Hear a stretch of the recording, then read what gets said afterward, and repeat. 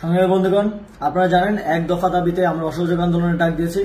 অসহযোগ আন্দোলনের পাশাপাশি আজ বেলা 11টায় সারা দেশে সবগুলো গুরুত্বপূর্ণ পয়েন্টে বিক্ষোভ ও গণসমাবেশের ডাক দেওয়া হয়েছে।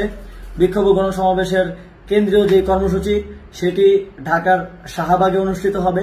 শাহবাগে সকাল 11টা থেকে আমরা কর্মসূচি পালন করব। আপনাদের সকলকে শাহবাগে আশেপাশে যারা আছেন সকলকে শাহবাগে উপস্থিত হওয়ার জন্য আহ্বান জানাচ্ছি। এছাড়াও ঢাকার সকল প্রবেশ পথে সংগ্রামী ছাত্র জনতাকে অবস্থান নেওয়ার আহ্বান জানাচ্ছি। ঢাকার যতগুলো গুরুত্বপূর্ণ প্রবেশ পথ আছে, গুরুত্বপূর্ণ পয়েন্ট আছে, সবগুলোতে স্কুল, কলেজ, মাদ্রাসা, প্রাইভেট বিশ্ববিদ্যালয়ের শিক্ষার্থী, পেশাজীবী, শ্রমজীবী, রাজনৈতিক, অরাজনৈতিক নির্বিশেষে আপামর জনসাধারণকে আগামীকালকের কর্মসূচিতে রাজপথে নেমে আসার আহ্বান জানাচ্ছি।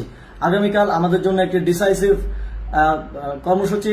আগামীকাল আমরা শান্তিপূর্ণভাবে আমাদের বিক্ষোভ ও গণসমাবেশ পালন করব, কিন্তু যদি আমাদের উপর আঘাত আসে তা প্রতিহত করার জন্য আন্দোলনকারী ছাত্র জনতাকে প্রস্তুত থাকার আহ্বান করছি।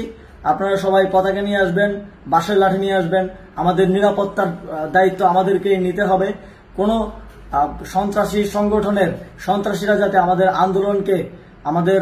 আন্দোলনের শক্তিকে চ্যালেঞ্জ না করতে পারে সেটি নিশ্চিত করার জন্য আগামীকাল 11টায় সবাই রাজপথে নেমে আসুন।